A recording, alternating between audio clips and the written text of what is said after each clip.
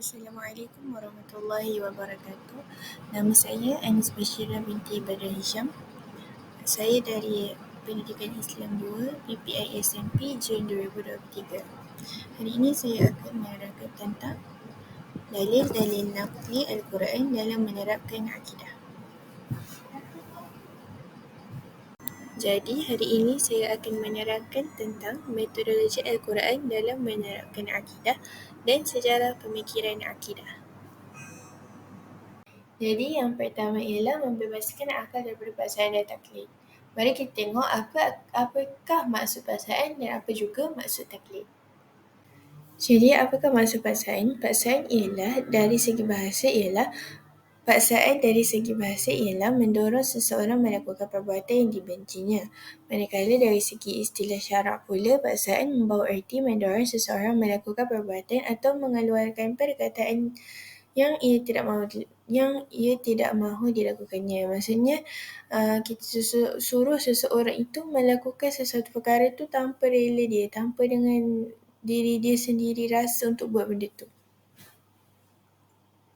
Dalil yang pertama ialah dalil berkenaan tiada paksaan di dalam agama Islam. A'udzu billahi minasyaitonir rajim. La ikraha fid din. Qad tabayyana rusydu minal ghayy. فمن يكفر بالطاغوت ويؤمن بالله فقد استمسك بالعروة الوثقى لا انفصام لها والله سميع عليم. Jadi firman Allah ini bermaksud tidak ada paksaan dalam agama Islam kerana sesungguhnya telah nyata kebenaran Islam daripada kesesatan, yakni kufur. Oleh itu, sesiapa yang tidak percayakan taghut dan ia pula beriman kepada Allah, maka sesungguhnya ia telah berpegang kepada simpulan tali agama yang teguh dan tidak akan putus. Dan ingatlah Allah Maha mendengar lagi Maha mengetahui. Surah Al-Baqarah ayat 256. Jadi, apa yang saya dapat tafsirkan daripada ayat ini ialah di dalam agama Islam ini tiada paksaan untuk bagi seseorang itu untuk memilih Islam sebagai agamanya. Hal ini demikian kerana di atas muka bumi ini telah banyak kebesaran dan hujah-hujah yang kukuh menyatakan bahawa Islam ini adalah benar. Hal ini kerana di atas muka bumi ini Allah telah menunjukkan kekuasaannya dalam menciptakan alam ini. Jadi atas seseorang itulah jika hendak memilih agama Islam atau sebaliknya. Tetapi dalam ayat ini juga Allah berkata bahawa jika seseorang itu beriman kepada Allah, maka dia telah berpegang kepada tali agama yang sangat teguh dan tidak akan putus. Ini bermaksud bahawa sesiapa yang berpegang dengan agama Islam yang benar ini, maka mereka berada di jalan yang benar dan mereka telah berpegang kepada agama yang kukuh, agama yang teguh. Maksud taklid pula taklid ini berasal dari perkataan qaladah, iaitu meletakkan sesuatu di leher yang melingkupinya. Jadi menurut Al-Amadi dalam Lisanul Arab, taklid ni pengamalan yang bersandarkan pada orang lain tanpa hujah. Maksudnya mereka mengikut amalan-amalan tanpa hujah-hujah dalil daripada Al-Quran maupun As-Sunnah. Jadi rumusan maksud taklid ini ialah menerima atau mengambil pendapat orang lain tanpa mengetahui hujahnya mengikut Al-Quran atau As-Sunnah. Maksudnya mereka ini menerima apa-apa ataupun mereka mengikuti sesuatu ajaran itu tanpa mengetahui hujahnya mengikut Al-Quran dan Sunnah. Maksudnya mereka main ikut sahaja.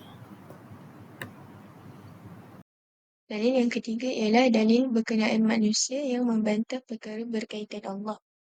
Dalil ini saya ambil dari surah Al-Hajj ayat 8 hingga 9 yang bermaksud, dan di antara manusia yang membantah dalam perkara-perkara yang berhubung dengan Allah dengan tidak berdasarkan sebarang pengetahuan dan tidak berdasarkan sebarang keterangan dan tidak juga berdasarkan mana-mana kitab Allah yang menerangi kebenaran, Ia membantah sambil memalingkan sebelah badannya dengan sombong angkuh sehingga menghalang dirinya dan orang lain dari jalan agama Allah. Ia akan beroleh kehinaan di dunia dan kami akan merasakannya azab yang membakar pada hari kiamat kelak. Jadi dalil ini boleh dikaitkan dengan orang yang uh, mengamalkan taklid. Seperti mana yang kita tahu, taklid ialah menerima pendapat orang lain tanpa mengetahui hujahnya. Jadi antara prinsip orang yang bertaklid juga selain daripada itu ialah membantah perkara yang berhubung dengan Allah tanpa pengetahuan dan tanpa berasaskan keterangan. Mereka juga sangat sombong dan sangat akut.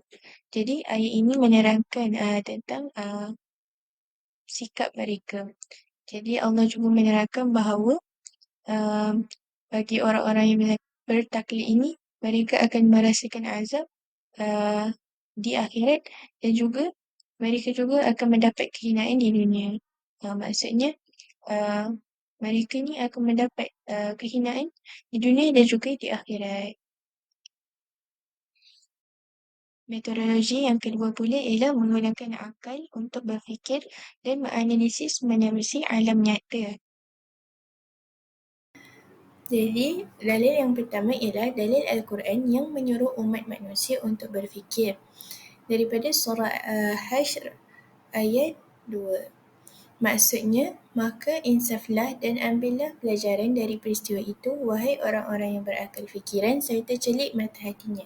Jadi daripada ayat ini Allah menyuruh umat manusia untuk menggunakan akal mereka untuk mengambil pengajaran daripada apa-apa peristiwa yang telah Allah ceritakan di dalam Al-Quran, supaya perkara tersebut supaya kita boleh mengambil pengajaran dan ibrah dan tidak melakukan perkara-perkara yang tidak sepatutnya. Yang pertama, dalil Al-Quran yang menyatakan tentang keajaiban alam langit yang bermaksud dan demi sesungguhnya kami telah menjadikan di langit bintang-bintang yang berbagai bentuk dan keadaan serta kami hiasi langit itu bagi orang-orang yang melihatnya.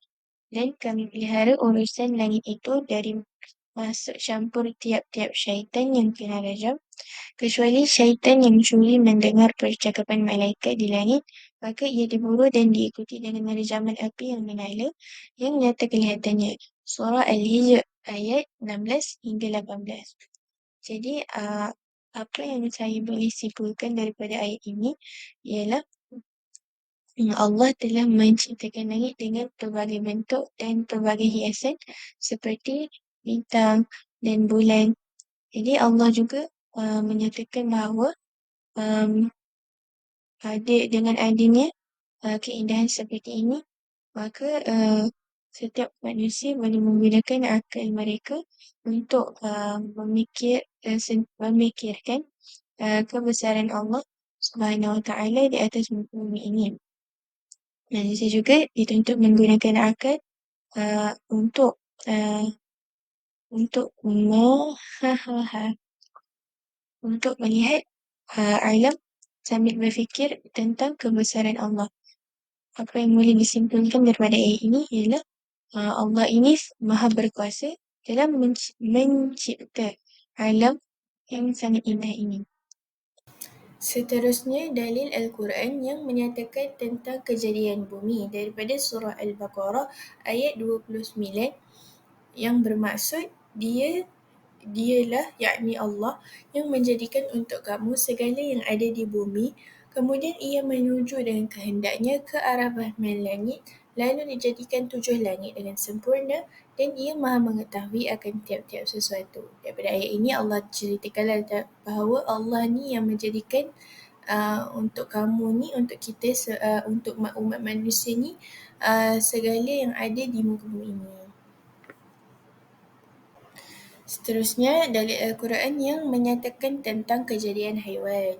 Saya ambil daripada surah An-Nur ayat 45 yang bermaksud, dan Allah menciptakan tiap-tiap haiwan yang bergerak itu dari air, maka sebahagian di antara mereka menjalar atas perutnya dan sebahagian di antara berjalan dengan 2 kaki dan sebahagian lagi berjalan dengan 4 kaki. Allah menciptakan apa sahaja yang ia kehendaki yakni selain daripada tersebut, kerana sesungguhnya Allah Maha Kuasa tiap-tiap sesuatu.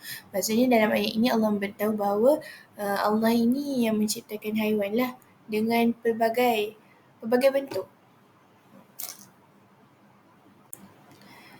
Seterusnya dari Al-Quran yang menyatakan tentang kejadian manusia. A'udzubillahi minasyaitonirrajim. Khalaqal insana min salsalin kalfakhar. Maksudnya ia menciptakan manusia yakni Adam dari tanah liat kering seperti tembikar. Surah Ar-Rahman ayat 14. Ayat ini menunjukkan bahawa Allah memberitahu bahawa Allah ini maha berkuasa dalam menciptakan manusia. Metodologi yang ke-30 ialah mendedahkan kepercayaan yang batil dan mengisbatkan kebatilannya. Antara contoh kepercayaan batil ialah kepercayaan bahawa Allah itu beranak dan tidak mempercayai hari kiamat. Yang pertama ialah dari kepercayaan kaum Nasrani dan Yahudi bahawa Allah itu beranak, daripada surah Al-Maidah ayat 72, maksudnya demi sesungguhnya telah kafirlah orang-orang yang berkata bahawasanya Allah ialah Al-Masih ibni Maryam, padahal Al-Masih sendiri berkata, wahai Bani Israel, sembahlah Allah, Tuhanku dan Tuhan kamu. Bahawasanya sesiapa yang mempersekutukan Allah dengan sesuatu yang lain, maka sesungguhnya Allah haramkan kepadanya syurga dan tempat kembalinya ialah neraka. Dan tiadalah seorang penolong pun yang bagi orang-orang yang berlaku zalim. Surah Al-Maidah ayat 72. Daripada ayat ini Allah beritahu yang kaum Nasrani dan Yahudi ni dia memberitahu yang Allah itu Al-Masih ibn Maryam. Kerana orang Yahudi dan Nasrani mereka menyembah Nabi Isa. Jadi Maryam ini merupakan ibu kepada Nabi Isa. Maka mereka menganggap bahawa Allah ialah Maryam. Maka daripada situ mereka anggap bahawa Allah itu beranak kerana mereka menganggap Allah itu ialah Maryam. Jadi dalil untuk mengisbatkan kepercayaan Yahudi dan Nasrani itu ialah daripada surah Al-Ikhlas ayat 1 hingga 4 yang bermaksud, katakanlah wahai Muhammad, Tuhanku ialah Allah yang Maha Esa, Allah yang menjadi tumpuan sekalian makhluk untuk memohon sebarang hajat, ia tidak beranak dan ia pula tidak diperanakkan dan tidak ada siapa pun yang serupa dengannya. Surah Al-Ikhlas ayat 1 hingga 4. Jadi dari ini mengisbatkanlah kepercayaan Yahudi dan Nasrani itu bahawa Allah itu ialah Al-Masih Maryam, dan mengisbatkan kebatilan mereka memberitahu bahawa Allah itu beranak. Seterusnya, golongan kedua ialah golongan yang tidak mempercayai hari kiamat. Dalil yang menyatakan golongan yang tidak mempercayai kiamat ialah daripada surah Al-An'am ayat 29 yang bermaksud, dan tentulah mereka akan berkata pula, tiadalah hidup yang selain daripada hidup kita di dunia ini, dan tiadalah kita akan dibangkitkan semula sesudah kita mati. Jadi mereka percaya bahawa tiadanya hari kiamat lah.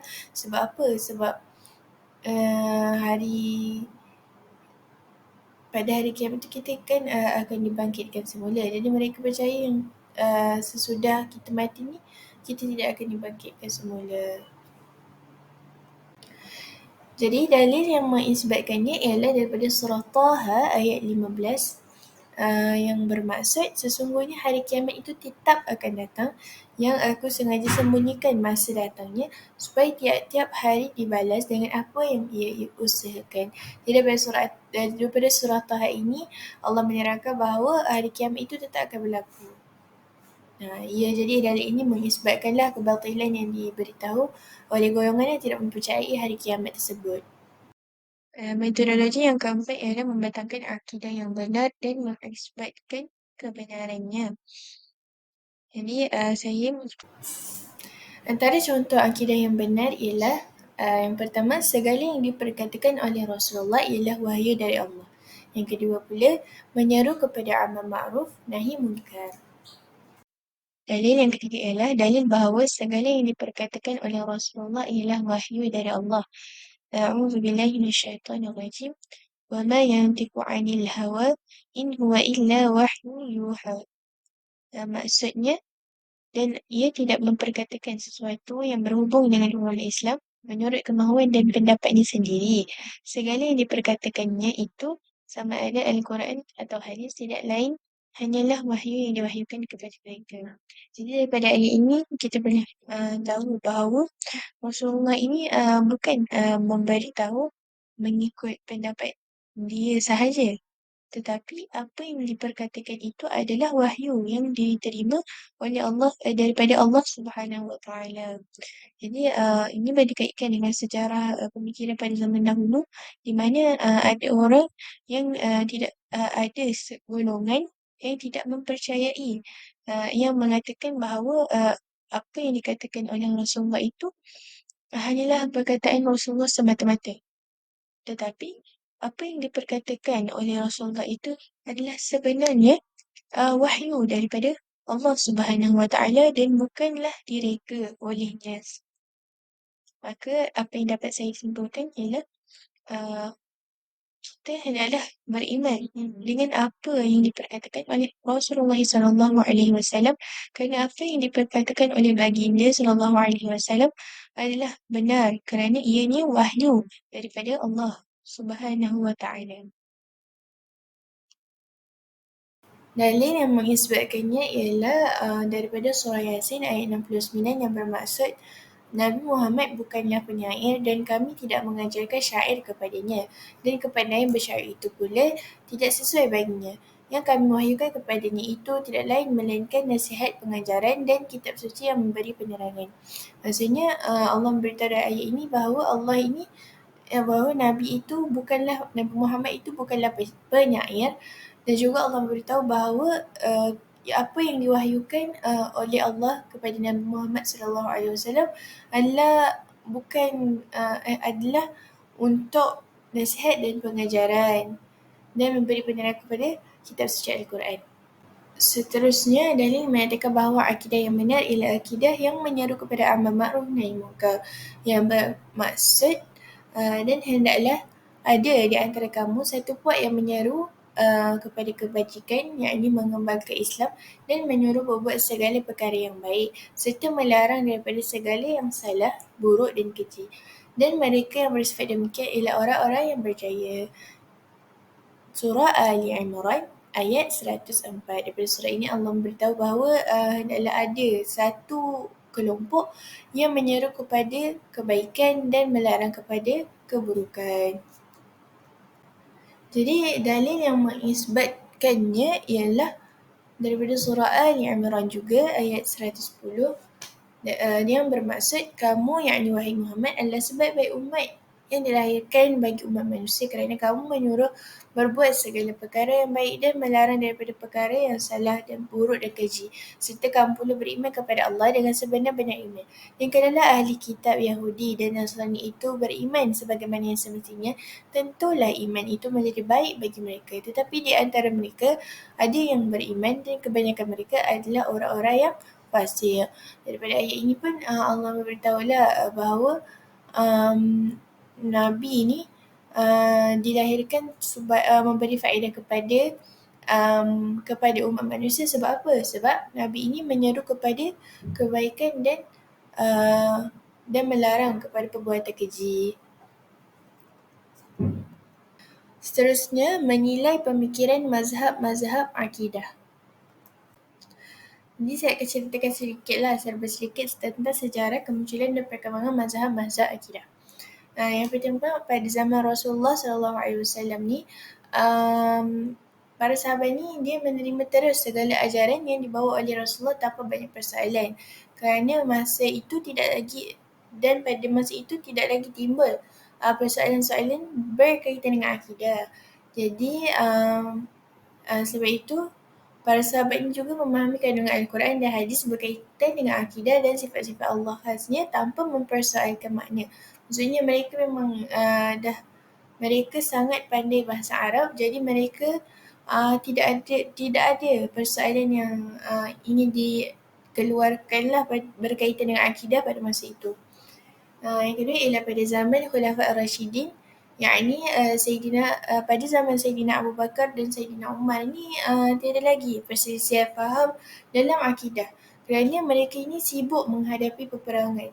Sebagai contoh, kalau di zaman Sayyidina Abu Bakar ni mereka memerangi golongan murtad, memerangi golongan yang enggan membayar zakat, macam tu. Seterusnya pada zaman Sayyidina Uthman pula berlakunya pertelingkahan dan kekacauan politik yang terakhir dan dengan terbunuhnya Sayyidina Uthman. Masa dekat Sayyidina Uthman ni merupakan pemerintah yang sangat baik kerana beliau sudah lanjut usia, jadi pemerintahan beliau tu sangat sedikit lambat lah. Jadi pada masa itu berlakunya kekacauan politik sehingga terbunuhnya lah Sayyidina Uthman ini.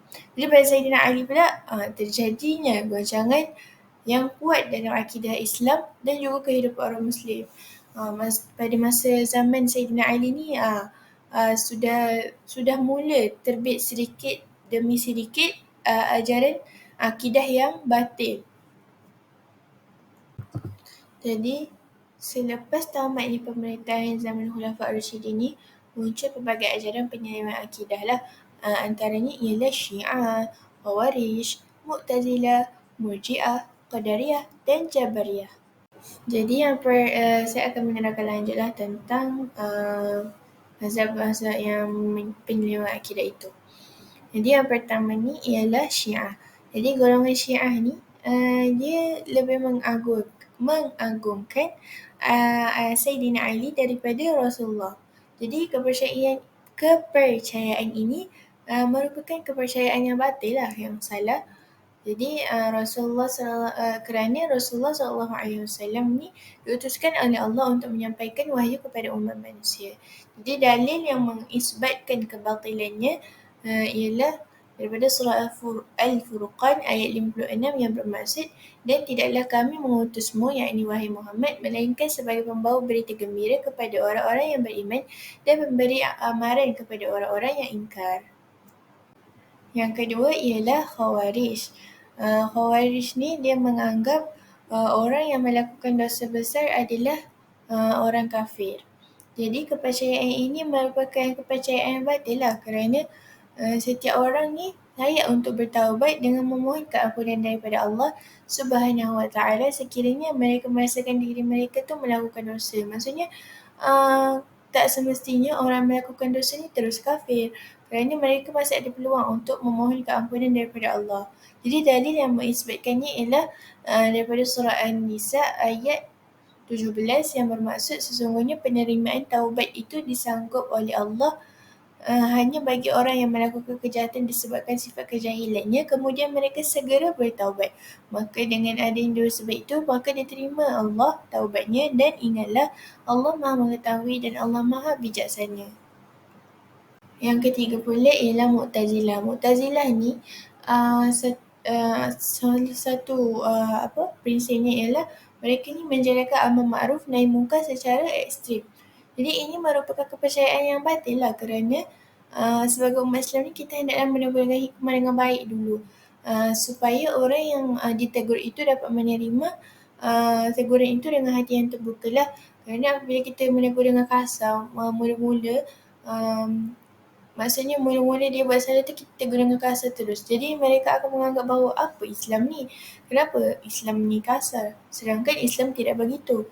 Jadi dalil yang mengisbatkannya ialah suruhlah ke jalan Tuhanmu wahai Muhammad dengan hikmat, kebijaksanaan dan nasihat pengajaran yang baik, dan berbahaslah dengan mereka yang engkau serukan itu dengan cara yang lebih baik. Sesungguhnya Tuhanmu tidaklah jua dia mengetahui akan orang yang sesat dari jalannya, dan dialah jua yang lebih mengetahui akan orang-orang yang mendapat hidayah petunjuk. Surah An-Nahl ayat 125. Jadi yang keempat pula ialah Murji'ah. Golongan Murji'ah ni menganggap bahawa iman itu tidak bertambah dan tidak berkurang. Maksudnya mereka menganggap iman tu biasa je, setelah iman data je macam tu. Jadi kepercayaan ini merupakan kepercayaan yang batil lah, kerana iman bagi seseorang umat Islam itu kadangnya berkurang, kadangnya bertambah. Ia tidak akan sama setiap masa. Sebab kalau kita Kalau kita melakukan kebaikan, kita sentiasa memperbaiki amal kita, maka iman kita semakin bertambah. Jika kita banyak lalai, banyak kepada melakukan maksiat, maka iman kita berkurang. Jadi dalil yang mengisbatkannya ialah daripada surah Al-Anfal ayat 2, yang bermaksud sesungguhnya orang-orang yang beriman itu yang sempurna imannya ialah mereka yang apabila disebut nama Allah itu gemetarlah hati mereka, dan apabila dibacakan kepada mereka ayat-ayatnya menjadikan mereka bertambah iman, dan kepada Tuhan mereka jugalah yang mereka berserah. Yang ketiga ialah Qadariyah. Qadariyah ni mereka ni menganggap bahawa mereka ni bebas mengikut kehendak sendiri di atas muka bumi ini. Maksudnya mereka ni tak nak melakukanlah syariat-syariat Allah tu. Mereka rasa mereka ni bebas je di dunia ini. Jadi kepercayaan ini adalah kepercayaan batil lah. Sebab setiap makhluk di muka bumi ini diciptakan untuk beribadat kepada Allah. Kita semualah, semua makhluk ni, tak kisahlah manusia atau haiwan sekalipun, kita ini memang dituntut untuk beribadat kepada Allah. Maka dalil yang mengisbatkannya ialah daripada surah Az-Zariyat ayat 56 yang bermaksud, dan ingatlah aku tidak menciptakan jin dan manusia melainkan untuk menyembah dan beribadat kepadaku. Jadi yang terakhir ialah Jabariyah. Jabariyah ni mereka menganggap bahawa setiap perlakuan yang dilakukan oleh mereka ini adalah kerana paksaan. Maksudnya jika mereka melakukan kebaikan, mereka merasakan itu adalah sebuah paksaan. Dan jika mereka melakukan dosa, mereka mengatakan bahawa itu adalah paksaan daripada Allah. Jadi kepercayaan ini adalah merupakan kepercayaan batil lah. Kerana setiap makhluk di muka bumi ini diberi pilihan sama ada ingin mengikuti syariat Allah atau tidak. Jika mereka memilih untuk mengikutinya, maka Allah akan memberikan ganjaran lah. Jika mereka memilih untuk tidak mengikutinya, maka Allah akan memberikan azab siksanya. Jadi dalil yang mengisbatkan kebatilan ini ialah daripada surah Asy-Syura ayat 20, yang bermaksud sesiapa yang mengkehendaki dengan amal usahanya mendapat faedah di akhirat, kami akan memberinya mendapat tambahan pada faedah yang dikehendakinya. Dan sesiapa yang menghendaki dengan amal usahanya kebaikan di dunia semata-mata, kami beri kepadanya dari kebaikan dunia itu, yakni sekadar yang kami tentukan, dan ia tidak akan beroleh sesuatu bahagian pun di akhirat kelak. Daripada ayat ini Allah menerangkanlah kalau kita ni manusia ni ada pilihan untuk memilih lah, sama ada ingin pergi ke jalan yang benar atau jalan yang salah. Jika kita pergi yang jalan yang benar, maka kita akan memperoleh kebaikan di dunia dan di akhirat lah. Jadi rumusan daripada apa yang saya bentangkan pada hari ini ialah oleh itu, sebagai umat Islam, kita hendaklah berpegang teguh dengan Al-Quran dan Sunnah agar tidak terpesan dari landasan yang benar. Seperti yang kita tahu, terdapat banyaknya ajaran yang lari dari akidah Islam. Umat manusia juga boleh menilai dalil akli Al-Quran dalam menerapkan akidah supaya tidak terjebak dalam akidah-akidah yang batil. Sekian sahaja daripada saya. Terima kasih.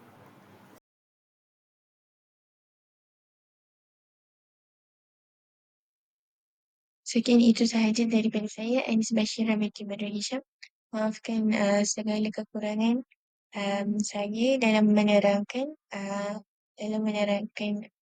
ayat-ayat dan dalil tersebut.